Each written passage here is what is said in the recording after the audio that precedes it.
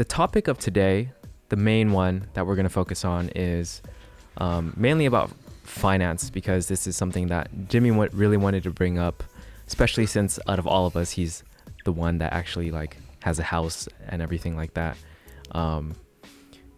So we're going to do our best, even though we're still pretty young and still learning, do our best to give our best advice for finance. You want to start us off, Jimmy? Finances. Probably one thing that I think I didn't, well, I learned about it in school, but I didn't use it for some reason because I was just so hooked up. What did you learn? Well, I took a finance class senior year of high school. Mm-hmm. And, you know, they taught you how to manage your finances, how to do an Excel spreadsheet, how to do, manage your credit card, manage your spending, manage your money, how to spend your money, how to invest your money. That all went out the window when I got my first job at 20 years old. Mm-hmm. And my first credit card at 20 years old. Were you one of those people that like used their credit card and like couldn't pay it off, so you accrued like interest?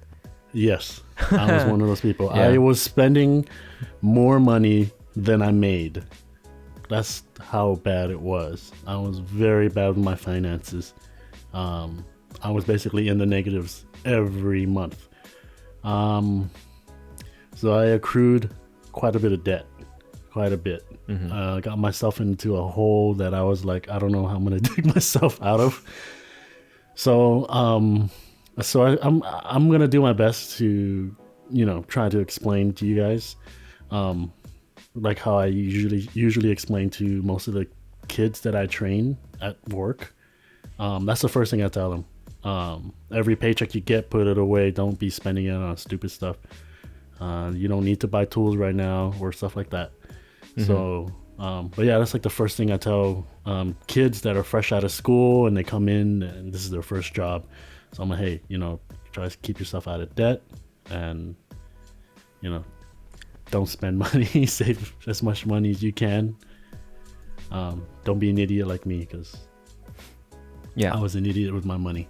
I'm not sure how you guys are with your money, but I was very bad. Before I start, hi Faria. Okay. So for my finances, my behavior is always to just follow the rules generally. So audio seems kind of low. I mean, our overall audio should be okay, but if it continues to be low after you up your volume, just let us know. But yeah, so I just followed the rules, did not spend that much. I tried my best not to spend, basically. So I never went over like how much I had. So, and credit card was like something I tried to avoid using as much as possible. Yeah. Interesting. Yeah, and that's my method now. I spend what I have, or I give myself a budget every month, and I'm like, this is how much you're going to spend, and that's it. You can't go past this. And try to minimize the credit card as much as you can. I mean, don't entirely cut out credit cards. I mean, you do need credit cards. It can benefit you if you know how to use it correctly. You know, getting points back and stuff like that. It helps. Credit cards are a good thing if you know how to use them. But if you've got a bad spending habit like I do, mm-hmm. that, you know, oh, yeah, throw it on the card, and at the end of the month, you look at the credit card bill and you just freak out. Yeah. I think the number one thing you should do is invest your money. Because from my personal experiences, I'm not going to list numbers, but at least like whatever I invested, so far I've gotten like 4 times back already. Wow. Over the time span of like 2 to 3 years. So would you like say any luck is involved with that at all? I definitely try if you don't know how to invest, I think the easiest way to invest is just like with stocks. So like something like Robinhood or Webull. Yeah. Those are two things I would that I use. not say Robinhood for like beginners, actually. Sorry to interrupt. I have Robinhood, but there's many strategies to investing. There's a lot of strategies. If you guys read up on it, if you guys want to like trade every day, which is day trading, which is basically you buy stock low and sell stock high. That's not investing, in my opinion. That's not investing. Investing is more of like Hey, Brittany. long term. Yeah. So every month you would buy a stock. You're like, okay, Yeah. this is my every month I'm gonna buy one share of whatever that is, a blue chip stock. I've had friends that buy like 1 or 2 or 3 Apple stock a month, and now he's sitting on a bunch of money. Exactly. Yeah. That's pretty much what I'm talking about. Yeah. There's different strategies to investing. Some people buy stock, hold on to it for a year and sell it a year afterwards. Some people buy it and keep it for life. So there's so many ways to invest your money. And the more you build up your portfolio, the more you get back, because of course you get dividends, right? So the bigger your portfolio is, the more you get back. I honestly think that's the best way to make money, is to invest. Because like, if I had invested more, obviously I would have gotten more, because the multiplication factor is the same. It would have been like 4 times. Yeah. So yeah. Compound interest, baby. Basically, investing has made me more than I actually like earn, if that makes sense, in a year.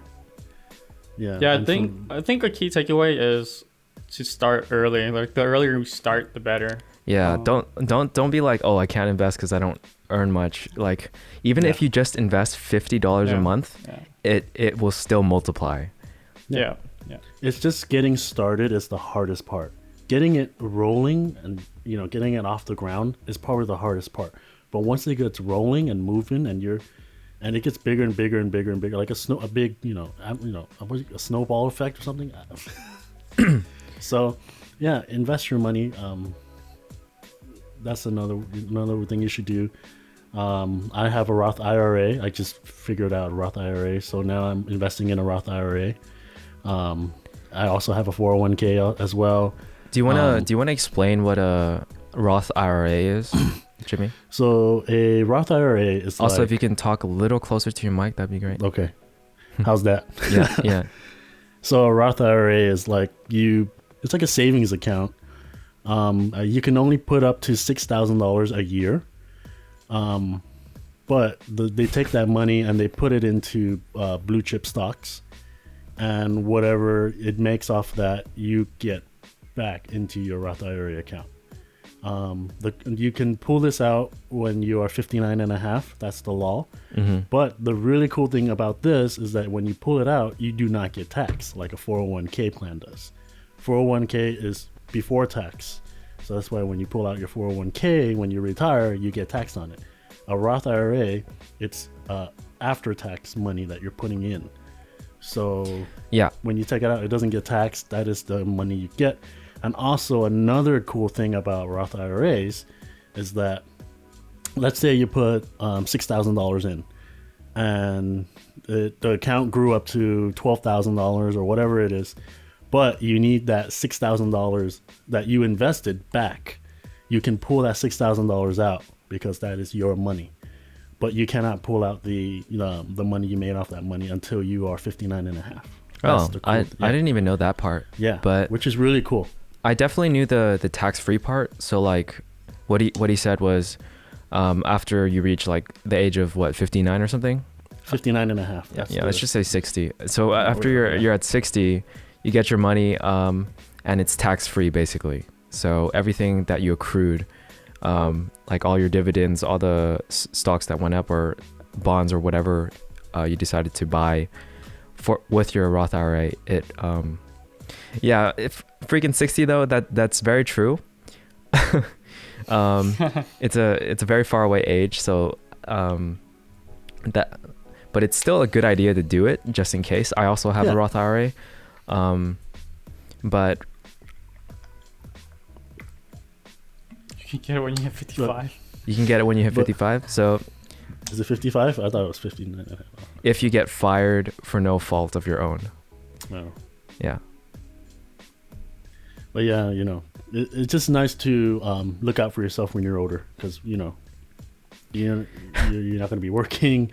Who knows if Social Security is going to be around? Probably not. So we need to think about our futures when we're older. If that's something that you don't like, I suggest still investing in just stocks or like I said, there's different strategies, but this is more of like future proofing yourself, which is for your retirement. When you want to retire, let's say you want to pay off your house or whatever it is, well, there it is, a big lump sum for you to pay off your house or pay off that whatever that needs. Or you want to buy another car, or you want to buy whatever. That's your retirement money, just for you to fall back on. And it's smart to invest in it, because many people did calculations where, like, if they had started to invest in a Roth IRA when they were like 22 instead of 26, they would have had an extra $40, $50, $60,000 by the time they're 60, or whatever, how much that is. So, but yeah, this is more of like future. Stocks is more of like another investment that we all should do as well, right? Yeah. The strategy you mentioned earlier is pretty good. Just hold on, let's read this. Yeah, start easy with the investing. Doesn't have to be a huge chunk right away. Yeah. So what you mentioned earlier about buying like say an Apple stock every month or something like that, that's a pretty solid strategy in my opinion. And also, I know you don't like Robinhood, Johnny, but like they do give you the option of like fractional shares, so you don't have to buy like a full share, which could be pretty expensive. Oh no, I mean I'm not against Robinhood. I used Robinhood. Primal knows this. I talked to him about it. It's just, if you don't know what you're doing and you do Robinhood, you could really screw up. So if you're like barely starting in, I would recommend like you go in the route of like Schwab or something instead, and having someone manage that. Whereas in Robinhood, it's all up to you. Yeah. Basically, you have to know what you're doing if you're gonna use like Robinhood or Webull. You don't have to like know what you're doing. You just have to know that whatever you're buying, it's not like a hype stock or something, or it's something that is a company that for sure has a good business strategy and is innovating and like will still be around in the future. Yeah. So that's there's different things you should invest in. So a blue chip stock would be a safe investment, right? Yeah. A company that's Amazon, it's going to be around for a while. Apple, they're going to be around for a while. Yeah. So the reason I got like 4 times my amount was because of Tesla. Just saying. Yeah, Tesla was my ex coworker. He worked for Tesla, and they gave him shares when he first started working for them. They gave him like 90 shares or something like that. And at the time, it was only at $120. Mm-hmm. How much is a Tesla stock now? It's like $1,000, right? It's beyond that. Yeah, it's beyond that now. I know they just did the split thing so then other people can buy in. So I'm pretty sure it's back up again. If you're not accounting the split, I think right now it would be over 2,000. Yeah, it's over 2,000. Sorry. So my ex coworker is like sitting on a lot of profit on his Tesla stocks, and he has like 90 shares. Yeah. Nice. So. I mean, it's really a time. So if you start now and you buy earlier on when things are low, most likely you will make money out of it. Well, here's the thing too. Buy and hold is my strategy, by the way. Yeah. Here's the thing. Don't buy a stock and then next day or in a few hours, check on it. Don't do that, because you're going to make yourself anxious, and you're going to make yourself like, oh shoot, I should sell it. Should I sell it? That's what I did at first. No. That's what I did too. I did the same thing. I kept checking the stock market. I kept checking. No, just buy that stock and forget about it. Put that money in there. Yeah. Forget about it. Don't even think about it. There were times where like I bought a Tesla and then I sold it for like $10 higher, and I was like, yes, I made $10. But then like later on, it kept going up, and I was like, dang it. Yeah. So definitely buy a stock and hang on to it, and try different strategies. Buy a stock and hold on to it for a year and then sell it. Or you want to hold on to it for forever, go ahead. You can do whatever you want. try different things with investment. And I've been really getting into finances in the last couple months. I haven't been getting into it because I've been so busy with work now. But I follow this blog called Millennial Money. I'm pretty sure maybe Scott, you've heard of them. No. But this guy made this blog. Basically, this guy's backstory was that he was 26, he was unemployed, he had no money to his name, and now he's like millionaire. What do you do? What's the magic sauce? He's in the advertising and marketing business. Mm-hmm. So he worked for an advertisement and marketing company when he was 26. When he was unemployed, he started at a small company as an employee, and slowly a lot of people came to him because he offered side jobs. Like he just say, "Oh yeah, I'll do it for you on the side for however much." So he built up his own clientele, and then now he has his own advertisement company, and now it's very popular. Oh, interesting. I think he might be the guy that, like, if you go on Google or any website and then you see something like the ads pop up, I think he owns that company or something. That's you might be referring to a lot of people, but okay. I wasn't too sure, but he has a blog site, and so if if I had a few things that I wanted to know more about, and he had topics on it, Yeah, like, so Millennial Money, was it? Millennialmoney.com. Okay. Yeah, there you go. We just plugged something that Jimmy loves. Yeah, I read his blog quite a bit. That helped me out too. It just shows you ways to invest your money and how to save money. Yeah. But yeah, for people out there who don't have an investment account, I suggest you start that right away. Even if you can't invest much, just start it right away. And like if you have a savings account, I suggest putting some of that into like into your investment account instead, because a savings account just sits there and doesn't really do much. Mm-hmm. Even if it's like one of those saving accounts that gives you like 2% back or whatever. Yeah. Every year. that's like 2% compared to investing, where you could like 2 times your money in a year potentially. So here's another thing. So I got my Roth IRA through Betterment. It's an app on your phone called Betterment.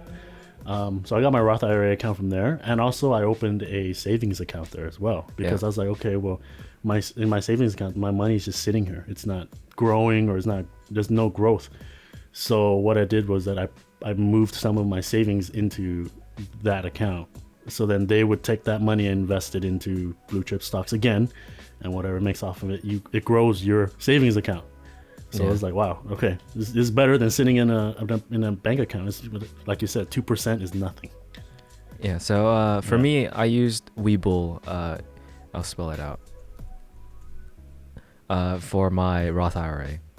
Okay. Yeah. So those are some resources that we use. Again, we are not financial gurus. We are 25. But I'm learning as I'm going, And yeah, it's tough. I mean, you guys say that I have a house. Yeah, I do own my house, but that's just out of pure luck. Because my parents had saved money for me. They thought that I was going to be something more, like a doctor or something. So they had saved a big lump sum to pay for all that schooling. But I didn't use any of it to do my trade school stuff. So, they had all this money sitting in a savings account collecting 2% a year. So my brother said, hey, let's just get that money and invest it into a property, which was how I got my house. Gotcha. Yeah. I mean, that's you're still bearing the responsibility of paying off your house and everything, right? Like mortgage and whatnot. I have a mortgage. Property tax is, oh man, I can't stress enough how property tax suck. It's terrible. I mean, tell us about it, because this is something we're gonna have to face in the future, most likely. Yeah, I'm not too familiar how property tax works. So, like I said, I'm not a financial guru. I don't know anything about it. But you have to pay it, right? Yeah, and it's a big lump sum. Well, you can pick either if you want it to be part of your mortgage. So they'll break it down and it'll be part of your mortgage and you pay that. Or you can choose to pay it twice a year, which would be 2 big lump sums a year. And property tax differs for everyone, right? It differs for everybody. It differs on your value of your house. It differs in the area of where you bought your house. So it depends. And for me, it's a big lump sum. It's $8,000 a year. So $4,000 twice a year I pay. Yeah, that's a lot. $8,000 a year, man. Money. Yeah, and it's a lot of money. So yeah, because a lot of people say, "Oh yeah, I could totally afford a house." Yes, you can afford a house, but can you afford the property tax? That's the question to you. Can you pay your property tax? Because of course you can afford a house. Anybody can, as long as you have the down payment. As long as you have the down payment. I cannot. Yeah, but the property tax, man, it's crazy. It stresses me out. But yeah, it's a certain percentage of however much your house is worth or something like that. I don't know how that works out. So if you guys you want more info on that, then I would go on the interwebs and look more into that. But yeah, buying a house, it's a process, especially when you're going through escrow. You got to pay escrow fees. You got to pay closing costs. You got to pay, it's just fee after fee after fee of thousands of dollars. And then you get your house. Wait, so after you pay off your mortgage, does the property tax thing still continue, or are you free of that? No, property tax is the forever thing. It's forever? Yeah. Oh so my gosh. Even if you pay off your house, you still gotta pay $8,000. That's terrible. Yeah. And the crazy thing is that the lady that owned my house before, she lived here for 40 years. She bought this house in 1978. Do you know how much her property tax was? No. It was $1,100. $1,100? $1,100 or a year. 11,000. No, 1,100. 1,100. That's not too bad. 1978. That's cheap, man. That's ridiculously cheap.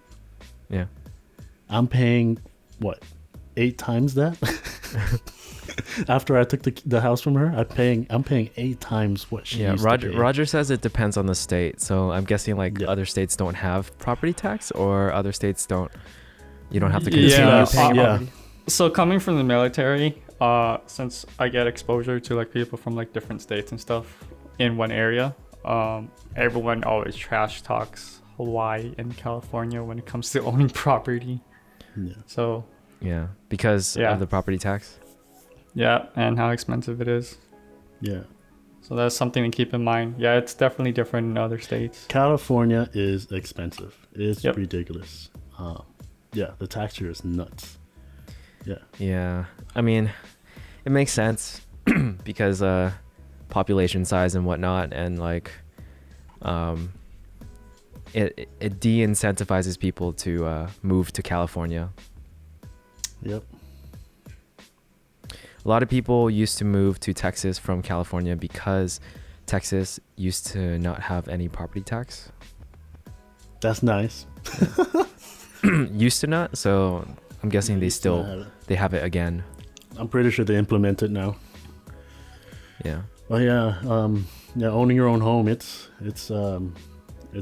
financially stressful sometimes. It strained me, but I feel like because of that strain, it helped me become better with my money. Before this, when I was living at home, I would spend money left and right. I would just blow money like it was nothing. Mm-hmm. Like I said earlier in the podcast, I spent more than I made a month. So I was very, very bad with money. Very bad. So, but yeah, growing up is definitely tough. Yeah. Yeah. Having the urge to spend a lot of money is also tough. Yeah. I wouldn't say I overspend. I don't think I overspend, but I do spend a fair amount of money on stuff that I use, like my laptop and my camera and stuff like that. Which is fine because you use it. It's sort of like your daily thing, right? So it's fine. Yeah. You need it. That's another thing. Oh yeah, buy things you need. I don't feel guilty whatsoever for buying these things. Good. Like me, my tools at work, I've spent $12,000-$15,000 on tools, but I need it. It's my tools to make money. Even if you don't need it and it's something like you really care about, we all live this one life, and if that's something you value and you really want, then like you can spend your money on it. Just don't be super frivolous about it. Don't go out of control. That's it. Like me. Like me. Yeah. Wouldn't buying property, investing into stocks, and having a Roth IRA 401k and maybe a backup savings account be the best combo? That's another thing I want to get into is save a good amount of money. Have an emergency of money, like 3 months worth of 3 months worth of living expenses, right? So save up a good amount of money. I think the first thing, if you're young and you just got a job, I think the first thing you should do is have a savings goal. Like, okay, I want to save $5,000. And once you reach $5,000, set another goal. Okay, I want to hit $10,000. And once you hit $10,000, you're like, okay, now I got a good chunk of change. Now you start, okay, I have this chunk of change to play with. Or not play with meaning like investing your money. Like, okay, I can put it into this now, or buy stock, or invest in a Roth IRA, or whatever that is. Yeah, I think if you have a lot of, it's a good combo for sure. I don't know too much about 401k because I know 401k has to do with your job, right? Yeah. So for me, I don't work full time, so I don't think 401k is even an option for me. I'm not sure, but yeah. Yeah, don't gamble your money, please. You can. I think I'm about to say something irresponsible. All right. I think if you have like, don't use a lot of your money, but if you have like some money you're willing to lose, sacrifice, you can try to learn day trading and stuff like that. I mean, like, I don't have personal experience of succeeding too much. I've succeeded before, but like it's all luck in my opinion. And I stopped doing that because it's not something I'm interested in. I feel like you have to actually spend a lot of time on it and actually learn how to do it properly. It's a lot of research. Yeah. It's a lot of research. And also, if you don't have something like an algorithm or something like a program helping you, you are at a disadvantage for sure. Yes. Because people out there who are doing that stuff, they have that. Yep. So if you don't know what you're doing, I suggest, or if you're not willing to put in the time to learn about it, I suggest not doing it. It's true. People out there have algorithms, they have strategies, there's just a lot of research goes into it. Day trading is a very involved job, in my opinion. Yeah, so you can try gambling, but just have a limit. So be like, okay, I'm gonna try it with this $300 or whatever, and see what I can do with it. And then if you lose it, just stop. And then like maybe next year you can try again. Yeah, I've done that. I was like, okay, I got $300. And then it didn't work out. I was like, okay, I'm stopping here. That's it. I'm done. But yeah, there's so many strategies out there to invest. Yeah, and there are like penny stocks and stuff like that too. So if you only have like $50, it's still possible to do it with that. Yeah, I did that with cannabis stocks because I realized that the cannabis industry was going up. So I bought cannabis stock at 85 cents, and it went up to $15. Nice. Yeah, which was pretty good. I was so happy because I had 15. I had bought 25 or 30 shares of that. Oh, nice. So, nice. Yeah. So yeah, sometimes you hit it because at the time I was really like into investing and like reading and researching. So I was like, okay. Yeah. Day trading seems to take a lot of time. That's why, because you have to do the research and stuff like that, like Jimmy just said. So if you're willing to do that, then by all means try it out. But it's not for me. It's not something I'm willing to spend that much time on. Yep. If you want to do day trading, don't move to Hawaii. The time difference sucks. I think it's too late to buy into those companies now. the COVID vaccine companies. Yeah, my dad did early on. Yeah, That's nice. I think it's too late now. I think it's up there. Yeah, so that's honestly, that's pretty much all my financial knowledge. I really don't have much else. Just save money. Don't spend it on things you don't need. I spent most of my money on things I didn't need, and buy what you need. Don't buy what you don't need. Yeah, simple rules, but definitely will help you out. I think the most important thing out of what we've talked about is actually have a investing account. Yes. Is there anything else that you guys want to talk about for financial stuff? Otherwise, we can talk other adulting related stuff or anything to chat. Should we recap on investments? Like, it starts off slow, but slowly it'll get better and better and better as you go on. Like the bigger you build your portfolio. Would you agree on that, Scott? Yeah, I mean, starting earlier rather than later. Yeah, helps but a lot. I remember when I first started, I was like, "Oh man, it's taking forever. Whatever, I don't want it." Yeah, Oh yeah, yeah. Stick to it. Stick to it. Compound interest. So, basically, if you're lucky enough to start off with a large amount, you'll see the account grow faster. But if you don't have that kind of money, then you just have to start with whatever you have. That's it. So I started with $100 a month. If I made really good money that month, I'd put $150 into it, or $200, depending.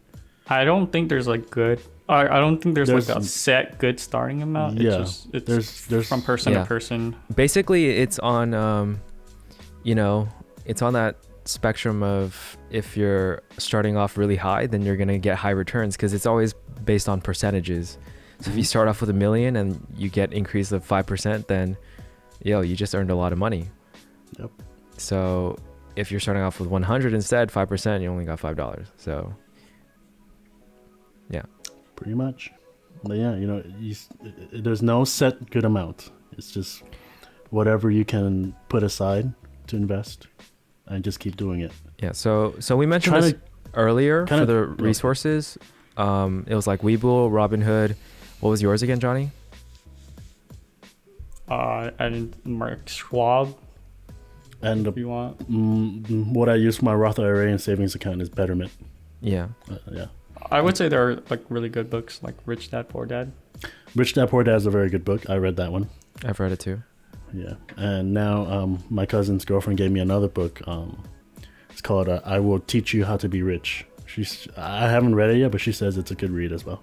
I've read it. It's a good read for people, that want to learn more about finances, but it's also very general and very easy to me, it's like common sense. But and if you have any questions, like I said, I plugged the account at millennialmoney.com. If you have any questions, go on there and check it out. They got good blogs and explaining things and stuff like that.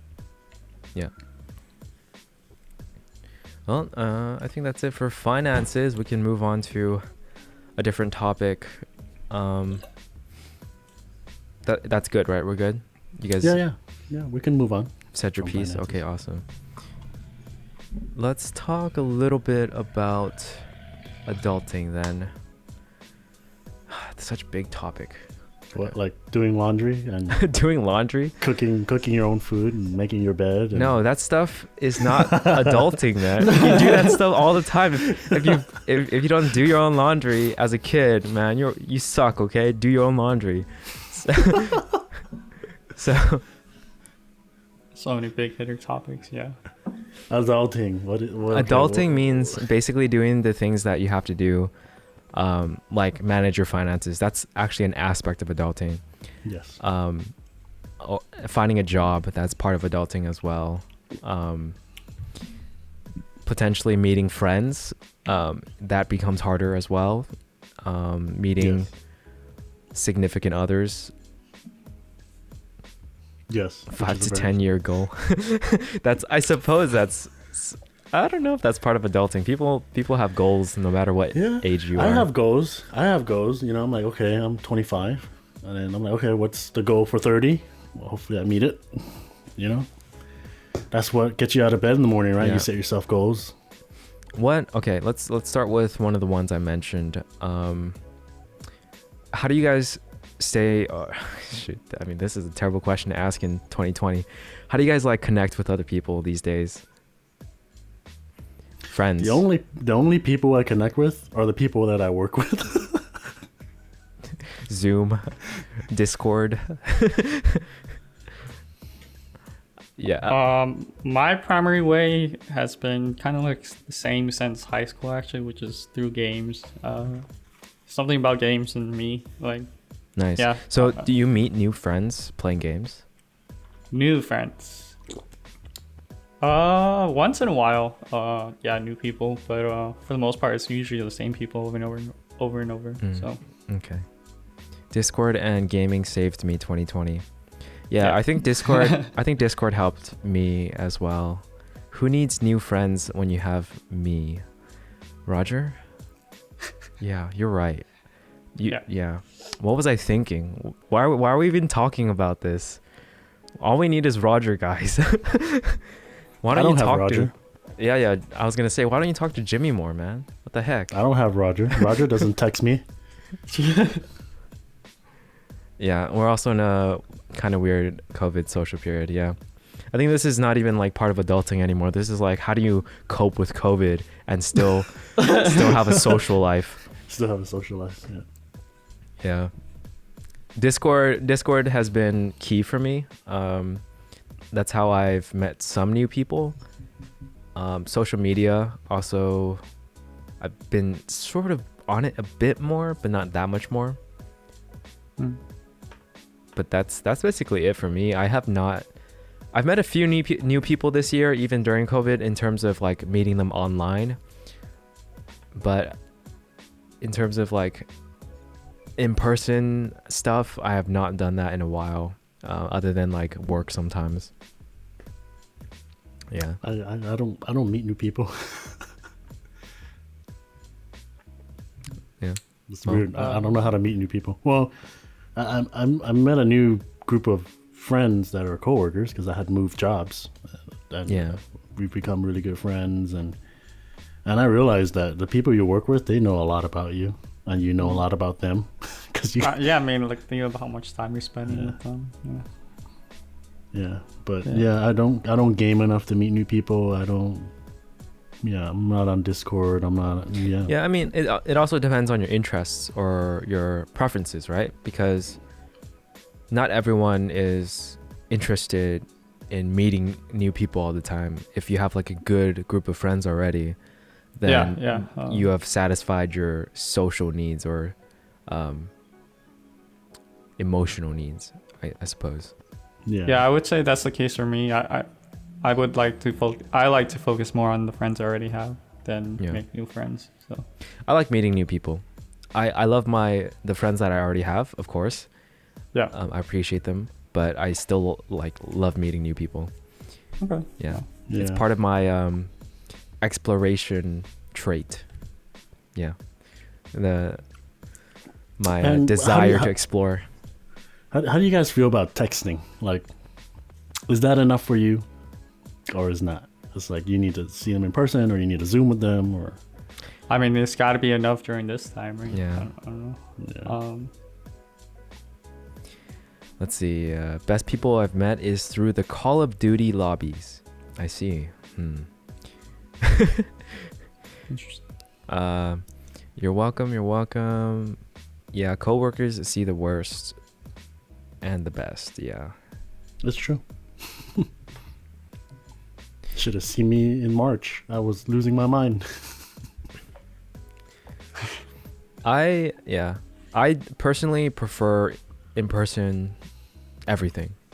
So I'm not much of even if let's say we're playing a game together like Among Us, I'd rather have it in person than online, if that makes sense. So like physical board game. Exactly. I love board games. Yeah. I've been doing D&D with this group of friends that I met this year online.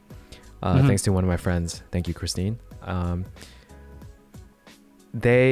We have done sessions online and it's really fun, but I think it would be even more fun in person. Right. D&D. I understand that. Everyone should wear the costume too. Yeah, I don't really wear costumes, but I'd be willing to. I want to be the red one.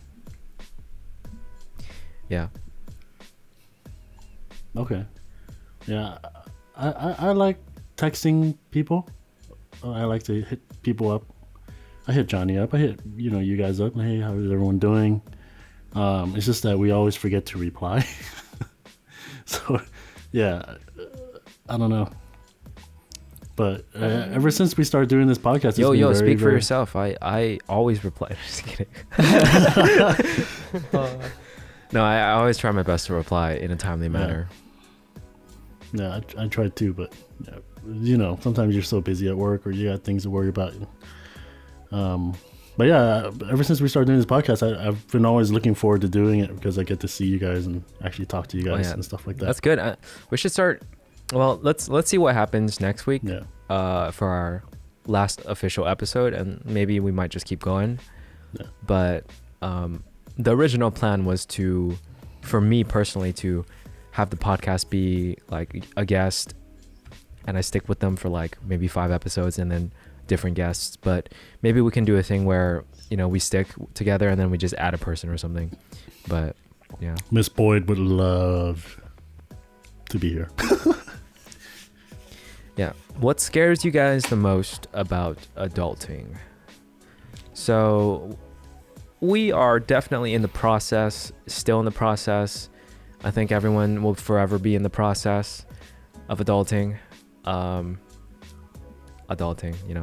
Because we are obviously already adults, but we are adulting at the same time, meaning we're just taking on new responsibilities every time when we grow up. So once you have kids, that's part of adulting, and you're gonna have to take on that new responsibility. For now, for Jimmy, it's probably the house. For me, it's like making sure my finances are good in terms of income.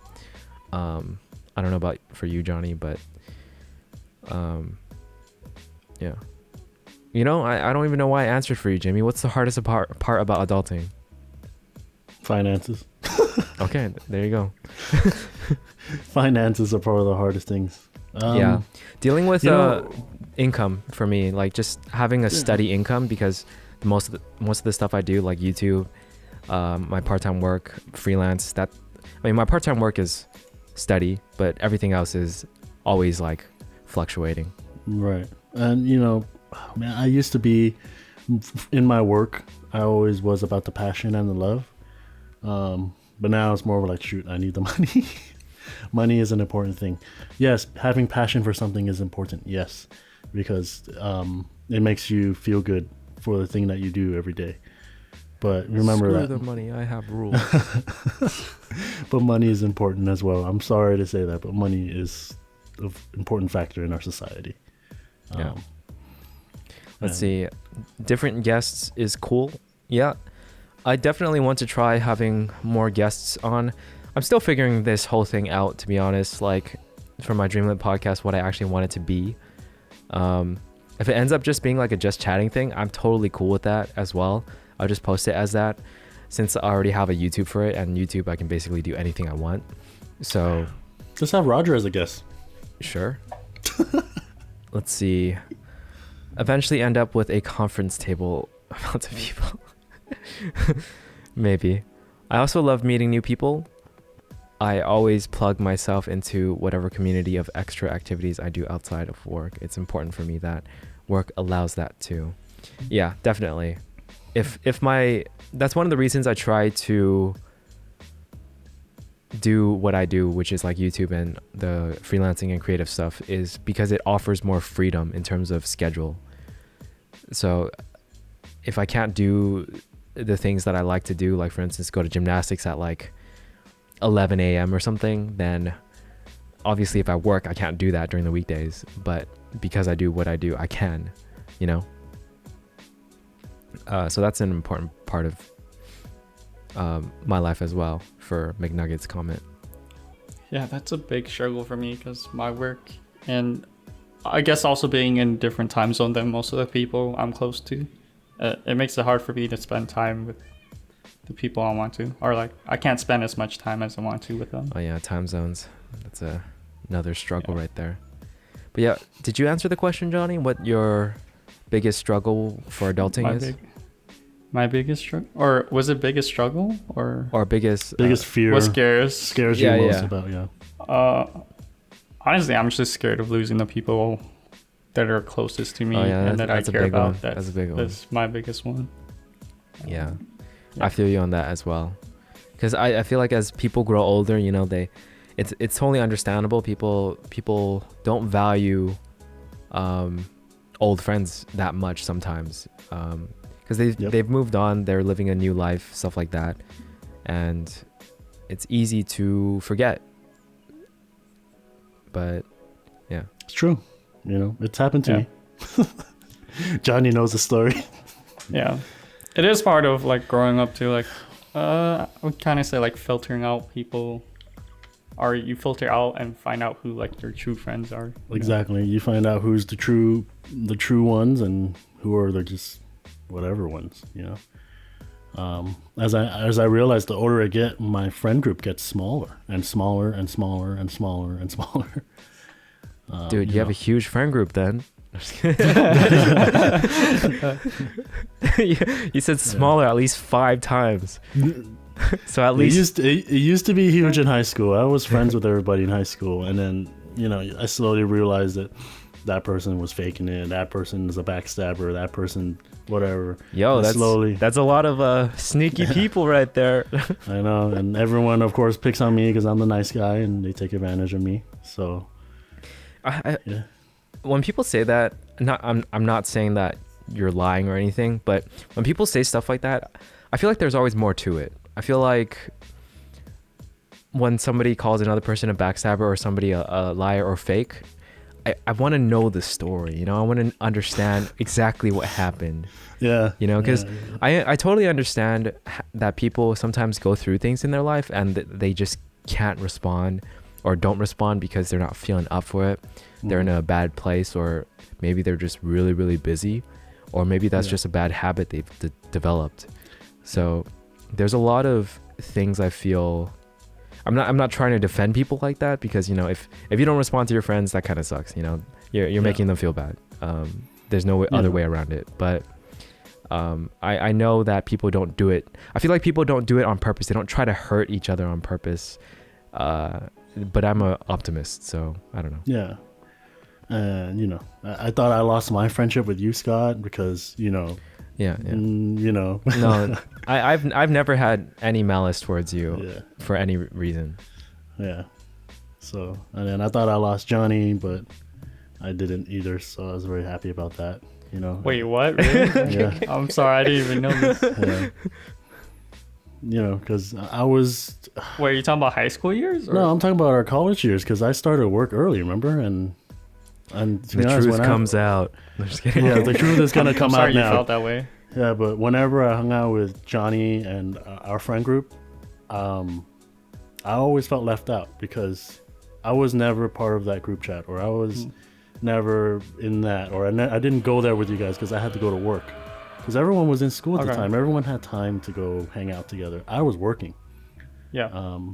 So, you know, and I always missed out on the inside jokes. I'm like, okay, well, what are you guys talking about? So, what's an inside joke? I'm like, oh, okay. Yeah, so basically you had a really, really hard case of TFTI, right? Well, I mean, I had to work. Or FOMO. Fear of missing out. Yeah. Fear of missing out and having missed out. Yeah, and then, you know, and I missed out a lot, and some friends took that very personally. It's like, oh yeah, Jimmy's flaking out. Oh, he's a flaker. Let's not call him out anymore. That's tough, man, because I feel like inevitably that happens, but I feel like it shouldn't. Because for me, I try my best to invite as many people as possible that are friends, even people who are newer friends. But I know a lot of people who like to keep things exclusive, and if, for instance, somebody didn't come the first time they invited them, they just don't invite them anymore. And it makes sense, you know, if you think about it, you know, why put the effort if you're inviting them again and they already didn't accept it? It makes sense, but I think you should try again. I think people should just try to keep open arms, I suppose. Yeah. Even though it takes more effort to think that way or behave that way. Too. But, you know, I was very hurt, you know, like, being known as the flaker. I mean, I had to flake because I had work early in the morning. I can't hang out with you guys till, dude, that's not flaking, man. That's... Yeah, it's like, I have work tomorrow, you know, like, I'm tired. Or I worked a 12-hour shift today. I want to be home. I don't want to go out right now. I'm tired, you know, so... Yeah, I mean, it is what it is. And slowly I realized all those friends stopped calling me out. And I'm like, okay, well, all right. You know, sometimes you got to hit them up. Sometimes you got to be the one to reconnect with them and say like, hey, how have you been? Have you guys still been hanging out? Can I join? Stuff like that. Even though it sucks to have to be the one to do it. Like if you don't, then nothing will happen, you know? Yeah, that's true. Yeah. Let's see, sometimes friend groups gives that hard time to just mess around, but it sucks. So I feel that, Jimmy. Yeah. But they weren't messing around. Yeah. What kind of shitty friend group does that? But yeah, that's how I felt, Johnny. So I'm like, yeah. I mean, okay, never mind. Honestly, though, at least COVID gives everyone an excuse for a lot of things, and it also gives them an excuse for this one. It's like, oh, I didn't invite you because, you know, obviously it's COVID. Max group of 4. No. Yeah. I mean, there's no excuse for online invitations. Yeah. Yeah. That's why everyone is invited to play Among Us tomorrow at 5 p.m. PST. I mean, you know, it's up to 10 people, so. I'm kind of down. What am I doing at 5 tomorrow? I don't know. Probably cooking. Yeah. Some of your friends toxic. Yeah, I feel like toxic is a very overused word. Like a lot of people say, "Oh, that person is toxic," or that I have a toxic friend, or something like that. For me, it's very difficult to understand what that means. I mean, I get the definition, you know, it's somebody that brings negativity in your life and makes you feel bad. But I've never really had, I don't know. I can't recall having too many toxic friends, if at all. Toxic relationship? Maybe. I think I've had that. Oh gosh. I mean, see, again, it's hard for relationships because I enjoyed the relationship. I enjoyed our time together and everything like that. But if let's say in the end it didn't work out and there were periods of time where we made each other like feel not the best, then that aspect of that relationship was toxic. But I would never say that person is toxic. I would never say like our friendship is toxic. So to me, you have to be way more specific. Like calling someone toxic is a big statement. It's pretty, yeah. You're right. Yeah. Toxic's a very broad word for that, right? Like why are they toxic? What are they doing to you? Yeah. Like I can understand if you say someone is manipulative, or if someone is a liar.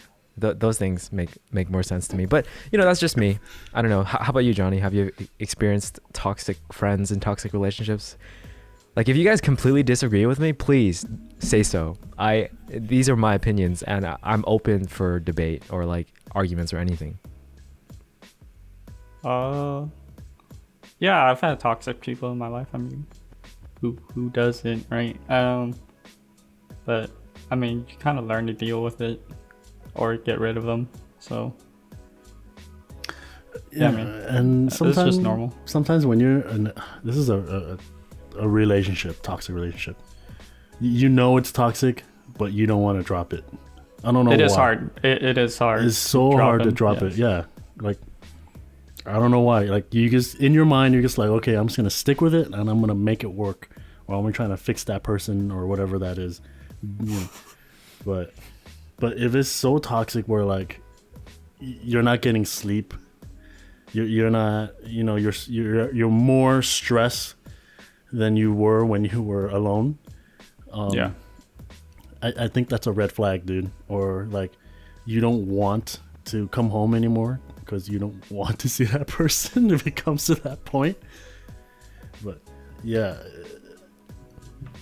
No, I get you guys. I guess I'm just lucky. I guess for me, I'm lucky that I haven't experienced that like toxicity or like felt it. Like maybe in an outside perspective, they might consider one of my friendships toxic, but for my mindset, I've never considered anyone toxic. But you have a very optimistic mindset. Perhaps so. Yeah. Let's see. I find it toxic when Netflix asks me if I'm still watching. Okay, that's obviously a joke. It's a habit you think they would change. They never change. Yeah. Sorry. You have an anti-toxic shield, Scott. Anti-toxic shield. To obviously Jimmy was joking, but when people say they never change, I don't think it's true. I think change is just really difficult. Yes, and you need a huge catalyst to really change. Mm-hmm. If you don't have that catalyst, you won't change. So if someone says they're going to change, but nothing has happened in their life to like sort of force that change or help that change, they're not going to. Correct.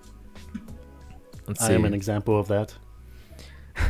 There are definitely two sides of the story. It's a balance. I don't think everybody can be happy all the time. At the same time, I don't think everyone can be sad all the time. Spectrum of emotions, but it seems that humans tend to focus on the worst parts than focusing on the better parts. What do y'all think?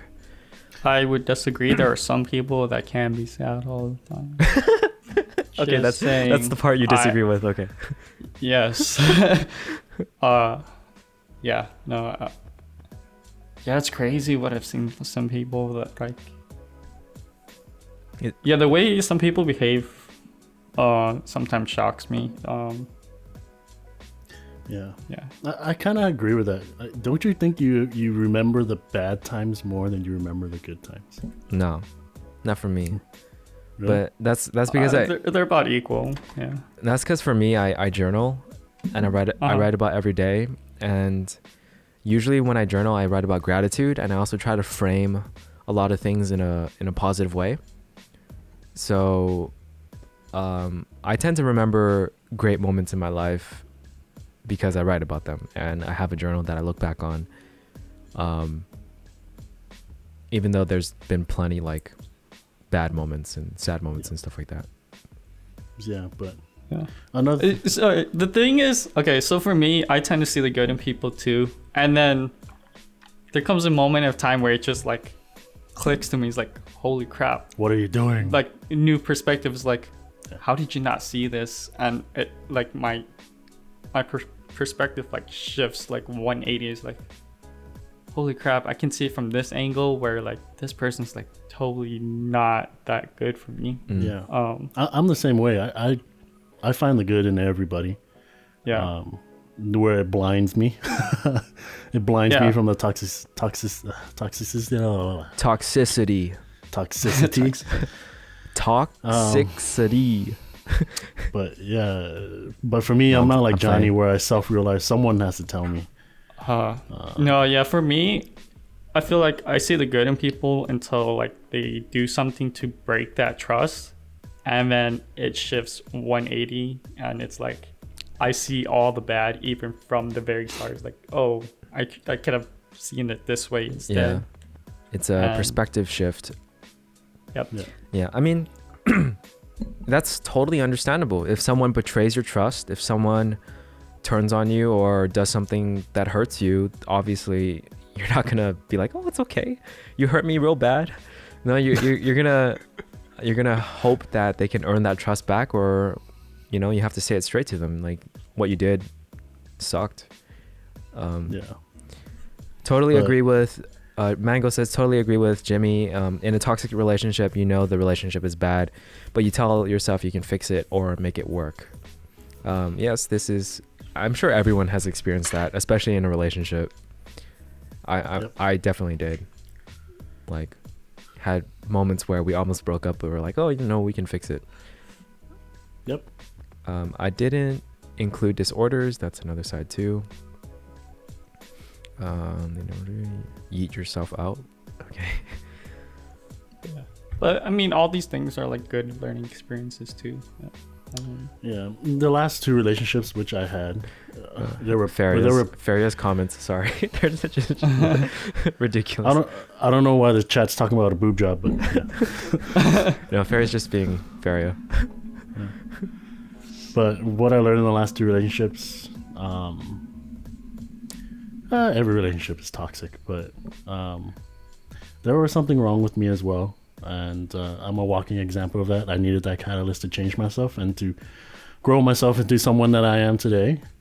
And, I realized the last two girls I dated, they said the same thing. Jimmy, you're not understanding enough. You're not compassionate enough. Oh, man, that's harsh. Yeah. And I realized that. And I'm like, you know what? This is a problem. If two girls say that back to back about me, then that's something really I need to work on. It's not true, man. Okay. I don't know, but okay. in the last year, I've been working on that. I've been trying to be more understanding person, be there, being able to console a person, to comfort a person, and a little bit more compassion. I mean, I'm a very compassionate person already, but I guess it wasn't enough. So okay, I got to work on that. So I'm even more compassionate than I was. So that's a good way to approach it, because even if they're wrong and you try to change for the better by being more compassionate, you're just going to be a better person in the end. Yeah. So even if they were wrong, but so might as well work on that and become a more wholesome person. Like I said in the last podcast, I said I was addicted to learning new skills. Well, now I'm addicted to working on myself to become a better person. Because my ultimate goal in my life, guys, this is gonna sound funny. I want to be a good son. I want to be a good brother. I want to be a good husband. I want to be a good father. That's my goal in life, is to be a good person to all the people that are around me. That's a good goal. So good goal. That's the ultimate goal for me. You're welcome, Faria. I miss you too. Let's see. Okay, so Brittany says, damn son, what if it's a matter of love language? You guys know what love languages are? I didn't read the book, but you don't have to read the 5. book. I know the 5, right? Yeah. Or kind of. So there's touch. There's I think, what's it called? Something time. Affirmation. Confirmation. It might be one. Yeah. I don't know the actual names of them. Yeah, there's something time like where you guys are both committed to each other talking. Do you guys know the name of that? So there's physical touch, words of positive affirmation. Quality time. There you go. Thank you. That's time. what I was trying to think of. That's 3. See, this is why we're bad with relationships. Yeah, gift giving, materialistic things. Gift giving. All right. We thank you. Okay, right someone. Acts of services was the last one. Acts of service, receiving gifts, quality time, physical touch. Yeah. I think for fun reasons, like, sure, that stuff is cool to categorize it, but again, I mentioned this before. This is more like a psychology type of thing, and it's a soft science, and soft sciences, they just like categorizing things and then like making it sound fancy. Obviously those 5 things are not going to encompass the entirety of how someone can express love. So these things are just for fun, in my opinion. Like, you can say, oh, I value quality time the most, but like there are fine details in that statement. Sorry to say that and burst anybody's bubbles, but yeah. Calling a soft sign. Yeah, I don't think it's like you're one or the other, or I think like you're all 5 and they're all like different amounts, right? Yeah. Like you might lean towards one. Yeah, over I the think other, but I think there's like a quiz to see like which one you value the most and which one you value the least. Yeah, some people value a certain thing more. So I think things can happen that can make it shift too, right? Yeah, I have no idea. It's not static. 100%. Okay, think about it. Did you like eating a lot of chocolate when you were a kid? I did. Yes. Do I like eating a lot of chocolate now? Somewhat. Not as much. People can change. There you go. Taste can change. So yeah, of course, life is not static. Your preferences are not static. This is not like I said, it's a soft science. It's not like a biological thing that's embedded in you. Yeah, that's why for me, I'm always very careful about those things because it's fun, like I said, to categorize things and like talk about them, but it would be foolish to think that's all there is to it. Yeah. I don't know why when I talked about like, you know, your categories changing and like how like you could like one thing and then not the other and then have it flip. Going back to like toxic relationships, I feel like the problem I have is like I tend to accept people. Like once I accept them in my life, I'll accept them like no matter what, like even if they change for the worse. And I think that's what leads me down to like having or keeping toxic relationships and friendships. And then yeah, like I mentioned, it gets to a point where I just realize it's not worth it anymore. So yeah. I'm just like Johnny, actually. Johnny just said all of that in a nutshell. I'm exactly the same way. I accept someone for who they are, no matter how bruised or bruised the fruit they are or flawed they are. I accept them for who they are. And yeah, it's a tough choice to I think that's the right thing to do. I mean, okay, you guys can disagree, chat, but all 3 of us have that philosophy because I think it's the right thing to do. Like if someone is somewhat toxic and you try your best to leave them, you know, well, it depends on the level of your relationship, right? So if it's just a friend, then I guess it won't matter as much. But if it's someone very important, like a family member, then that's hard. Like what can you do about that? Yeah.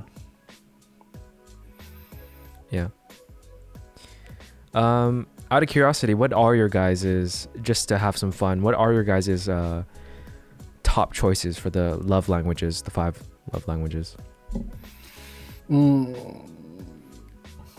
I'll say quality time is the one that I couldn't say earlier, was the one that I value the most. Wow. Okay.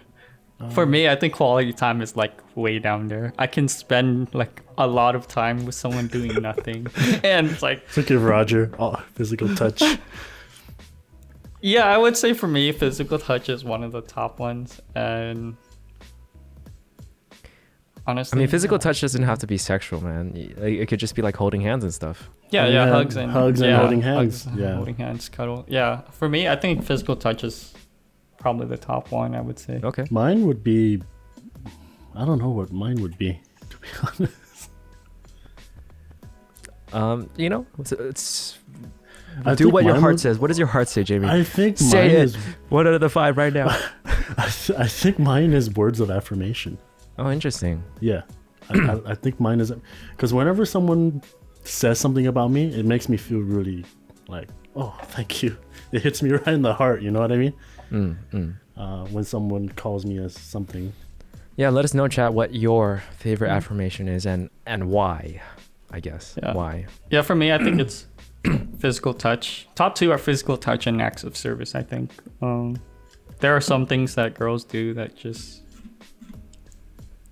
like, what? Yeah, capture my attention. Let's just put it that way. I'm sorry, I just had an image in my head. I think my top 3 would be words of affirmation, physical touch, quality time. Yeah, I think I'll also do the same as Johnny. Quality time, acts of service, physical touch.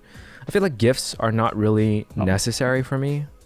I do enjoy them, but it's not like you're taught like, oh, that's like the most important thing to you. Yeah, gifts are cool, but I can live without them basically.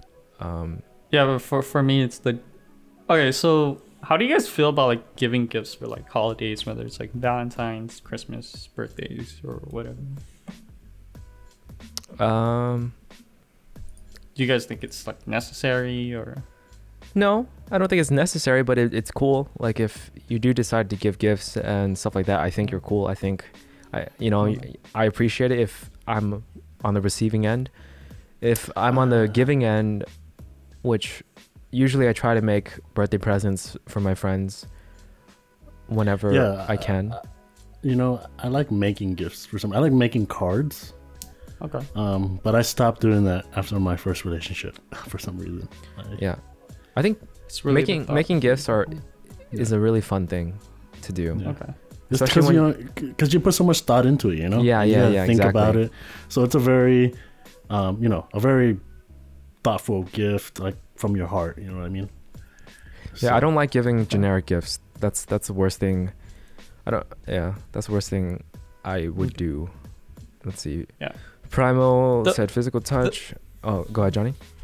The point I was trying to make was, it blew my mind, this one person, that like just because they got a gift from someone, or like for me, it's how you get treated day to day by that person that matters more like than one day of getting a gift.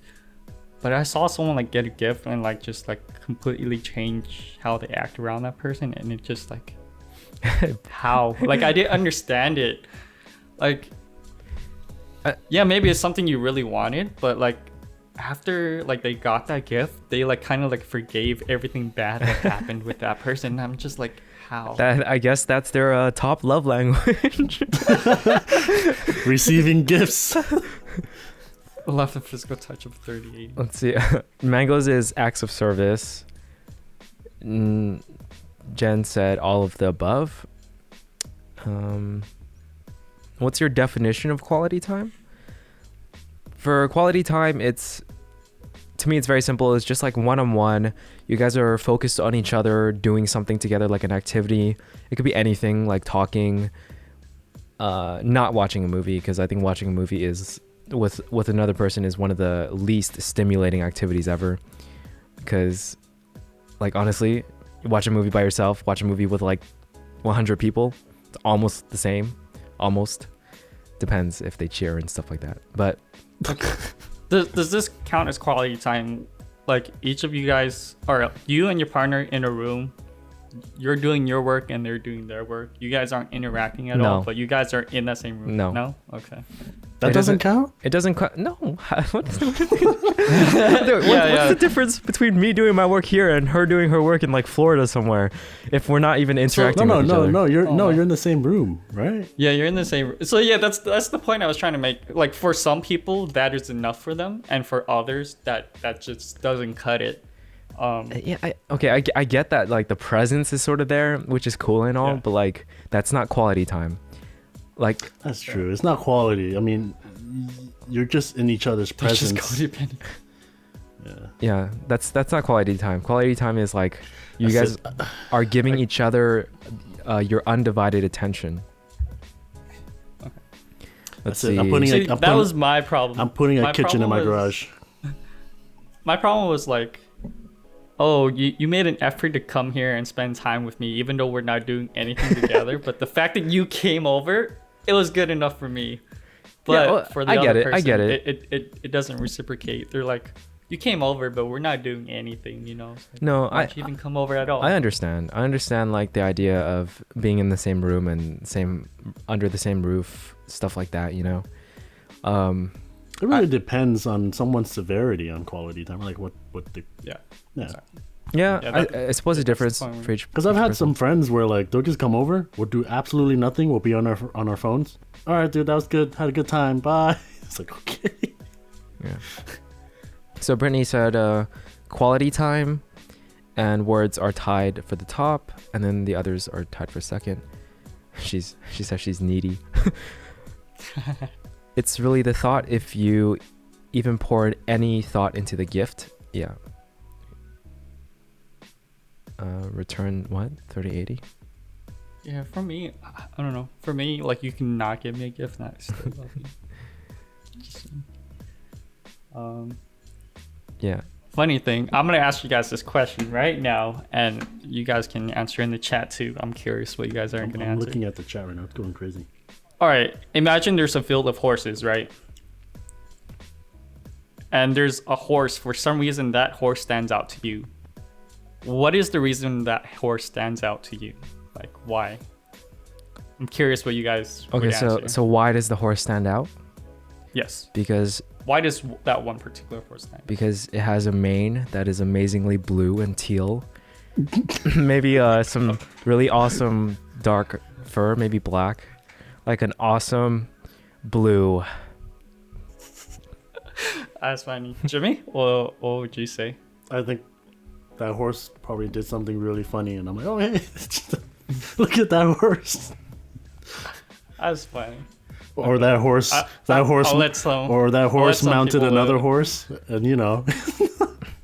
Okay. Yeah, look, two horses having sex. Oh. Let me try to catch up on the comments as well. Because they look majestic. I was just with someone that knew I like gifts a lot, and it didn't work out. But when I see it's a giraffe, the stuff that people got me, it feels nice. Yeah. That's funny. Okay, because when someone asked me that question, my answer was like, that there's a horse that's taking care of like the other horses. That was my answer. And the horse is taking care of other horses? Yeah. So that was my answer. And apparently this is a question where like it's supposed to like read into like what you think, right? Or like how you think. And apparently this question is like supposed to narrow down like what kind of person you're attracted to. Oh shit. So what am I attracted to? Apparently someone that wears blue or something like that. And yeah, Jimmy, when you talked about the horse mounting another horse, that's funny. Oh shit. That's funny. Some of the answers in chat too. It's a giraffe disguised as a horse. I don't know how to interpret that one. I'm attracted to a very sexual person or what? Well, I think I'm attracted to a funny person because I think if the horse did something fun, I guess. Yeah, that was your first answer, but also, you know, this is just for fun. It's it's not like it's not a true representation all the time. Yeah, I know. I just thought it was interesting. Yeah, so basically, Johnny, you're saying your preference for a significant other is someone who cares for for others. Yep. Yeah. And I think it's very true, actually. I do like it when, like, girls wear blue and like black. It's true. I'm pretty sure, Scott. Let's see. You're gonna lose all your jackets that way. What? Sorry, I cannot keep up with the comments. I have to skip some. John is attracted to a fake horse. a fake horse. I'm sorry, John. No, I was kidding. I think quality time is in the eye of the beholder. That's true. Why isn't this called out as a soft science? Wait, what's a gate? So Jen wants like a majestic guy. Is that what you're saying? Yes. Faria wants the cutest guy. I just psychoanalyzed all you. So she likes someone who's stylish, basically. Color for mango. What's that say? It's gait is different. What does that mean? Yeah, I don't know what gait is. It's a giraffe disguised as a horse. You mentioned that one. It looks like John's looking for someone else. Someone undercover. Gait is how they walk. Okay. So like posture and stuff like that. Did everybody just Google that? The fact the horse I see has one single horn. What? Okay. So he likes unicorns. Wow. You guys know more about horses than I do. Brittany said that the first thing she imagined was a pink horse that was glowing. So I don't know how you can interpret that. I don't know. So yeah, she's looking for a very bright man. Yeah. So obviously this is just for fun. Keep that in mind. We're just having fun with it. It can have nothing to do with who you're attracted to for a significant other. But yeah. I just threw that out there because I thought it was funny. Yeah, it's fun. That was a fun question. Yeah. If you have any more, shoot them our way. Okay. Let's see. Maybe they have great skincare. Oh, skincare. Man, the chat is lit. Why isn't this called out as soft science? I am saying it's for fun. It's part of the. Okay, I just said psychology is soft science, so it's under the umbrella of psychology. So I don't need to say that because I've already said it. What is it called? Let's see.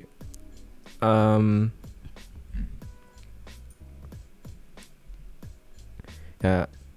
Also, my computer's like a distance away, so it's like always a little hard to read. Like my computer is this far away. You should get an iPad. Should get a what? iPad. iPad. I'm reading it through my iPad right now. Oh yeah, that's a good idea. Yeah, I mean, you guys can read out comments too if you guys want. I don't have to be the only one. I mean, you guys sometimes do, but like louder if you want. Oh no. Someone says they need skincare tips. I can't offer any because my skin's really bad. Yeah, I have bad skin too. Yeah, we all have bad skin, so good luck. Just wash your face and moisturize. Done. Just date a Korean. Date a Korean? They'll take care of your skin for you. Eat a lot of kimchi and stuff. No, I'm just kidding. No. Okay. Yeah, some guys have really good skincare. Yeah, that's true. Roger, stop discriminating. Yeah. So adulting. It's Belle. Hi, Belle. Yeah. I'm good. Like, we've gone on for an hour and a half. Up to you guys if there's anything else you guys want to talk about. Why is Belle digging on the couch? Yeah, she does that. Sorry. Let's see. Sorry, I'm distracted by your dog. So we kind of touched on like our biggest fear of adulting. Is there anything like you guys really look forward to?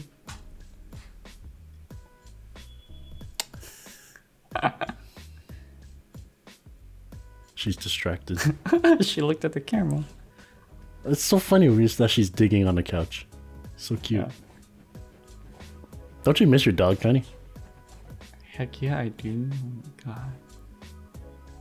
It doesn't help that I found like a dog on Instagram that like really reminds me of my dog. He's so fat, cute. You talking about my dog? Yeah, you're kidding. Yeah, my dog is. Is he still fat? He is fat.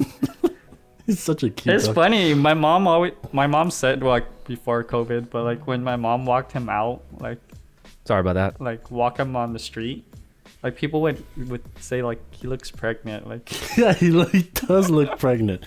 Scott, have you seen Johnny's dog? No. Yeah, he's a big boy. Big old Chihuahua. That stepped on my nutsack. Yeah, Belle gets like that sometimes at night. She just like messes up all my like blankets on my couch. I don't know why. Maybe she left something there and she's trying to find it. No, she didn't. No, she's just my hyper. dog like does that too, where like he digs and then like lays down where he digs. That's so his stomach can freaking fit down there. Yeah. That's so your dog's comfortable, Johnny. Yeah, a dog cam? That's not a bad idea. Yeah, it's not a bad idea. I don't know how I'd make her stay still. It'd have to be like a camera operated by AI to track dogs. because like this girl is not gonna stay still. Can you tell how fat my dog is? He's such a fat chihuahua, so cute. He was like very mean to me, and then I made him love me, so we're good. Yeah. Okay, let's see. Look forward. Yeah, what do we look forward to in life? That's a good question. Oh, okay. You asked that question. My bad. I was busy with Belle.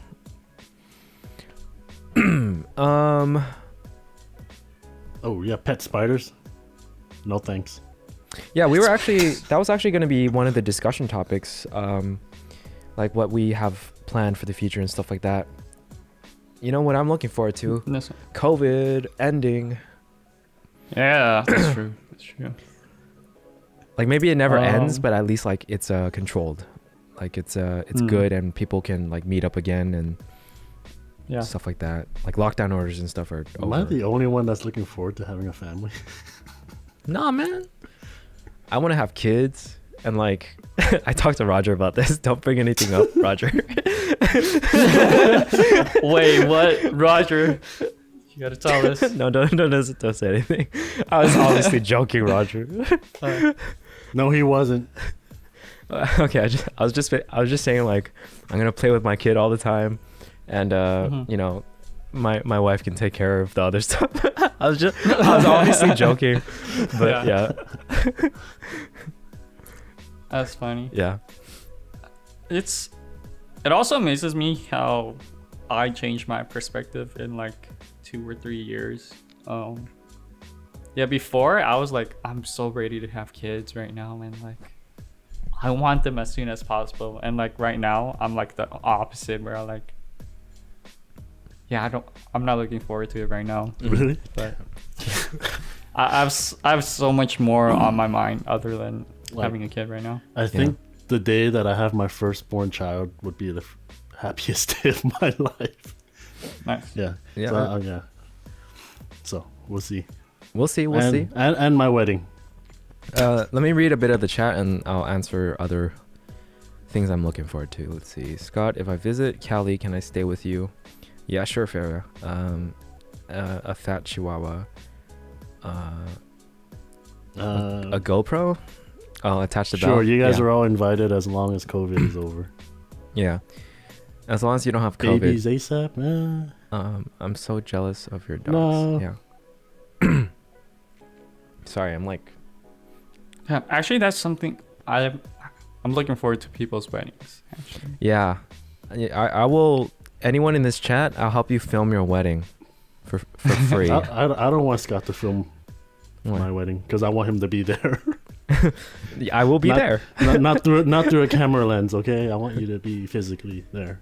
Okay. Okay. Yeah. I mean, like, I've filmed my cousin's wedding before, and I think filming it is more fun than actually just sitting there and listening to whatever and stuff. Wow. Interesting. Yeah. Guys, I can't get married. I don't have anybody right now. What's everyone saying I'm getting married? Vaccines are out? No, I think they're still, at least not in California. Auctioned? They're not out. Yeah, they're not out. Wait, did Jen say? Oh, okay. Let's see, best news of 2020 is oh yeah, her engagement. Let's see, babies ASAP. Yeah, that's Jimmy's goal. Are they gonna be out for like only for the workers, right? What percentage of the population is that? It's not high enough. Vaccines. I mean, it is vaccines something. will be in LA hospitals next week, is what Miracle says.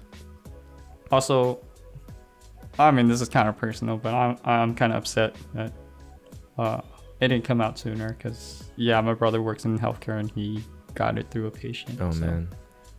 Yeah. Yeah. One of my I mean, I've heard about friends of friends getting it, so yeah. Yeah. Shout out to healthcare workers though. Thank you guys. Yep. And if my brother's watching, hope the best for you. Yeah. Oh man, I just want that's what I'm looking forward to the most. Like that whole thing ending. That's what I want. For everyone's safety, yeah. But other than that, I mean, everything I'm looking forward to, honestly, has to do with that. Has to do with that ending. Because once that ends, I can go out and film stuff. I can do collaborative projects with other people, which has been something I've wanted for a very long time. Like in person, you know, not just online. Just exploring different things and trying different things. Traveling again. Yeah, traveling. Yeah, that would be so nice too. But yeah. That baby's ASAP question? No. I'm pretty sure. I'm pretty sure me and the missus are going to be traveling for a few years before we have babies. Yep. All right. I'm going to review something. Or, review. Sure. What's up? So, there was a question about like kids, right? This is me talking right now. This might change later on, but like when people brought up like having my own kid, it kind of interests me because I don't know why I'm like leaning towards like adopting a kid instead. Yo, that's awesome. I think that's cool. Because like for me, I kind of feel like there are like kids out there like that need parents already. So like, that's my I hope I'm not. I hope I'm not speaking incorrectly or out of term, but it sort of reminds me of adopting dogs, because you know there's dogs in need and stuff like that. Yeah. And they're already out there versus, you know, dogs getting dogs from like newborns or whatever. Yeah. I'm not trying to compare dogs with kids, so yeah. But it reminds me of that, and I think it would be great to be able to do that. Adopting is something I would actually consider as well. I think the idea is a very good one. Okay. I thought I might be like the only one that thought about it. No, I think more people should think about it. Especially, I'm up for adoption as well. You know. Yeah. If I can't have my own kids. Yeah, Belle. Sorry, she was like growling at me. She Both wants a ball. biological and adopted. At least you guys don't have to worry about. Okay, fair. I'll give you that one. We are fortunate to have to not have to experience that. We're fortunate for not having to experience pregnancy. Yeah. Okay. So well, that just surprised me. I didn't think like that many people consider adoption actually. Yeah. Okay. Brittany said that as well. McNugget said biological and adopted kids. Yeah. Oh crap! I guess. Oh, good catch. Yeah, careful. Sorry. I'm just reading comments. Sorry, I'm distracted. Okay. Yeah. So if there's anything else you guys want to mention, let's get it out now, and we'll close off soon because I have not eaten dinner yet, and it's been an hour and 40. So up to you guys. Anything else you guys want to talk about, or should we close off now? I'm trying to think of something. I don't have anything on my mind right now. Mukbang, eat for stream. Nah, it's hard to do. Like I gotta deal with these earphones and whatnot. Oh, I planted an apple tree today. Oh. Nice. When am I gonna get a sub button? Yeah, I need 50 followers. Yeah, that's when I'll attempt to get a sub button. Oh, that would be nice. I can give you this $2. Yeah, yo, I mean like 50 subs if you guys can tell your friends about me. No, just kidding. I mainly do this for fun, but I mean, how many followers do we have? I'm not sure, like 30 something. You have